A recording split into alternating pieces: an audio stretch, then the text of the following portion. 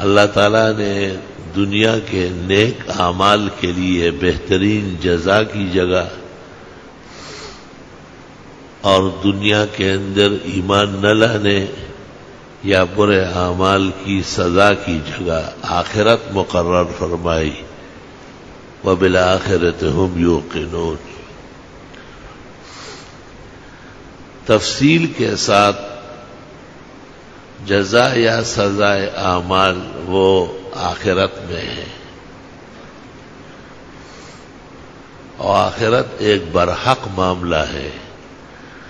وَأَنَّ السَّاعَةَ آتِيَةٌ لَا رَيْبَ فِيهَا، قیامت کی آمد بہت برحق اور یقینی ہے۔ وَإِنَّهُ لَحَقٌّ، وہ بہت برحق نظام ہے، اس کا کوئی منکر نہیں ہو سکتا۔